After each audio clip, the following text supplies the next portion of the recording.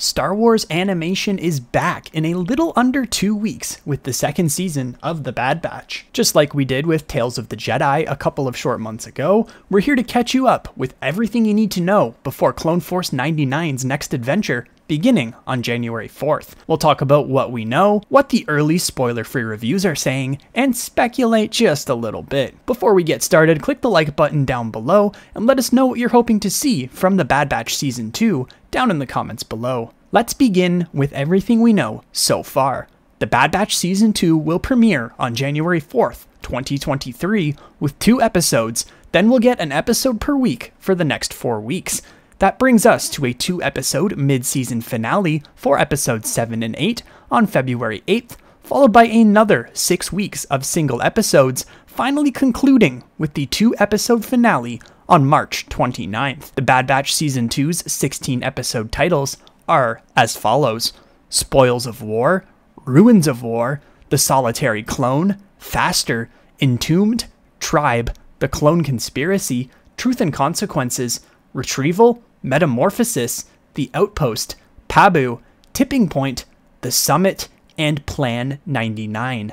Definitely some intriguing ones on that list. I think the finale, or Plan 99, The Clone Conspiracy, and The Solidarity Clone definitely stick out the most to me. Season 1 focused on the Bad Batch finding their place post-Order 66 as defectors of the new Galactic Empire, aside from Crosshair that is. Omega joined the team, thus making them the Dad Batch, and the majority of the first season saw them working as mercenaries for Sid, and at one point, Captain Rex.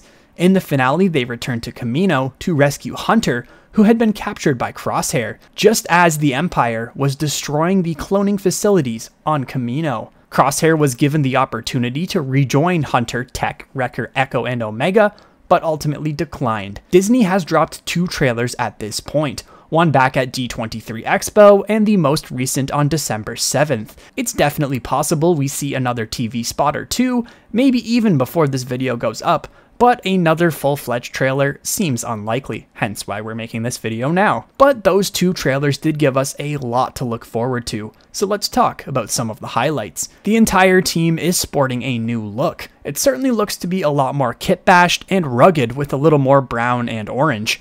It definitely fits the team well, now that they're no longer supplied by the Republic or the Empire. Omega's makeover is certainly the most welcome. The Bad Batch's producer and director, Brad Rao, recently spoke to IGN about the team's new look and direction in the galaxy, saying, quote, "So as a tight-knit family unit, you see how they have evolved. You see in particular how Omega has grown up a little bit and her hair is a little longer. At some point, the Bad Batch have saved up enough money to buy her a new outfit. Thank goodness she is not wearing Kamino pajamas forever. They're really at a crossroads. It's something we always talk about. They're going to have to make decisions about what they're going to do in the future, about what they're going to do for Omega and for themselves. And she's going to make her own decisions, and they have to deal with that as well as dads. So, you know, it's a really interesting narrative time that we're a little bit later on to deal with all this stuff through the season. Commander Cody is also back. We have not seen him this far in the timeline at all in Star Wars canon, his last appearances being in Revenge of the Sith and Clone Wars Season 7. We know he is still with the Empire, now wearing grey armor instead of orange and talking to Crosshair about other clones potentially deserting. Whatever is going on between these two should be a ton of fun. Maybe one or both will end up joining the Bad Batch or making a heroic and redeeming sacrifice. Emperor Palpatine is another big name featured in the trailer. We saw him in Season 1, although it was just an animated and alternative point of view of his speech in Revenge of the Sith, declaring the Republic's reorganization into the Galactic Empire. In the new trailer, Palpatine says, "It's time for a new era." My bold prediction for this is perhaps him announcing the Empire's full switch from clone troopers over to the recruited TK Stormtroopers. Another cool cameo is former Jedi youngling Gungi, a Wookiee Jedi who we saw a bit in the Clone Wars. It seems he'll be joining the team for some sort of a mission, but I'm just glad to know he's alive after Order 66. Now, as usual, several critics have been given early screeners for The Bad Batch Season 2. They were actually given the first 14 episodes, with Lucasfilm keeping the 2-part finale close to their chest.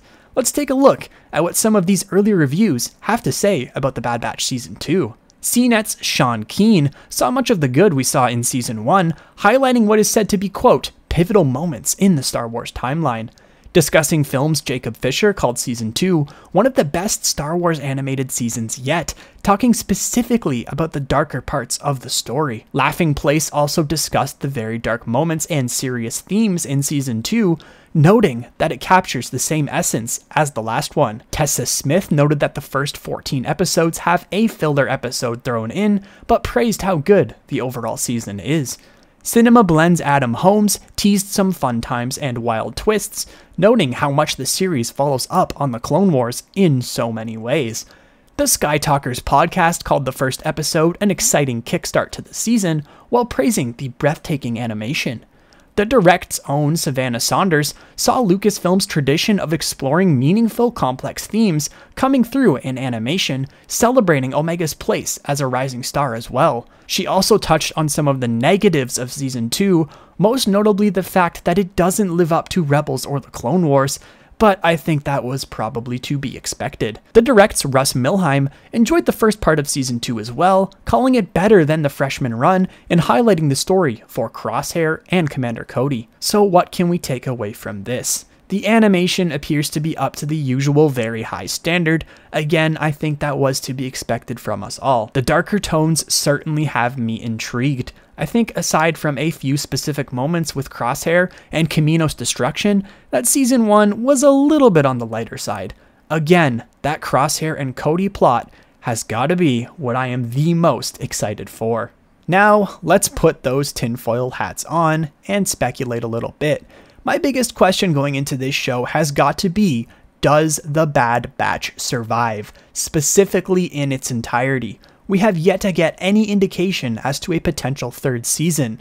This could totally be it for Clone Force 99. I really could see that heroic sacrifice on Crosshair's part, and if they really want to tug on our heartstrings in the good old Dave Filoni fashion, Wrecker seems like he'd hurt us the most if he went down. I think Hunter is probably the most safe if we are indeed getting a third season, just because his character by far has the most depth. Now, we have to circle back to the cameos. Yes, we are getting Commander Cody, Emperor Palpatine, Gungi, and Captain Rex for sure. And yes, I know that the Bad Batch Season 2 does not need cameos to be considered good, but Brad Rao did tell IGN in that interview that we'd have more to come, saying, quote, "We definitely have some. We are always very careful when we talk about this, but you can see in the trailer it's so cool to have Cody back, and seeing him in animated form is so awesome. We have Gungi the Jedi, we have Palpatine, incredible. I'm not going to say much more than that, but anytime we can bring in characters like that, it's so exciting in the writer's room, and we design the characters as we talk about all the different details to these stories together. It's really fun when we have those extra action figures to play with." So, who just might show up? Cad Bane and Fennec Shand seem like safe bets. They both appeared in Season 1, chasing the bounty placed on Omega. It's definitely not outside the realm of possibilities that the Empire still wants her back. We also know how much Filoni and Club love having those live action and animated crossovers. Having Fennec appear again doesn't seem unlikely at all, especially considering The Mandalorian Season 3 will begin streaming partway through this show on March 1st. Another bounty hunter we could see is a young Boba Fett, simply from what we learned about Omega last season, that of course being that she, like Boba, is a completely unaltered clone of Jango Fett. She's basically the female version of him. A brother-sister team-up would be pretty cool, and if this is indeed the end for the Bad Batch as a series, maybe she shows up down the line in live action. Not holding my breath for that one though, but if the Book of Boba Fett Season 2 does get greenlit, I could maybe see it happening. Two more clones we could see alongside Rex are Wolf and Gregor. The Bad Batch rescued Gregor from imprisonment last season, and we know that he and Wolf are with Rex by the time of Rebels. I for one would really like to find out when Wolf removes his inhibitor chip. If you want more on that, check out our recent video explaining every clone trooper that disobeyed Order 66. Hauser is another clone whose fate I'm dying to learn about. He was by far one of the most interesting aspects of Season 1 as a clone who openly called out the Empire on their BS.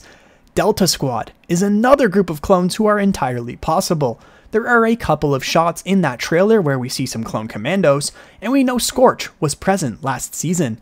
What if we get Delta Squad taking on the Bad Batch? Another shot shown also suggests we're heading to Kashyyyk, where Delta Squad member Sev was lost in the Republic Commando video game. And where there's Rex, Ahsoka Tano is usually not far behind. Well, this one isn't one I personally think will happen. We did have to mention her. She is Dave Filoni's favorite creation, and she has her own Disney Plus series coming this year, and is likely going to show up in The Mandalorian Season 3. But who would you most like to see show up? Let us know down in the comments below. Quinlan Vos would be super cool, right? Yeah, not holding my breath on that one either. Don't forget to drop a like on the video and click the subscribe button if you are new to stay up to date with our Star Wars content. We hope you and your loved ones enjoy an excellent holiday weekend, whatever it is that you celebrate. Go on, watch the Star Wars Holiday Christmas Special, why don't ya? Until next time, Red Squadron, thank you so much for watching, and may the Force be with you. Red 5, standing by.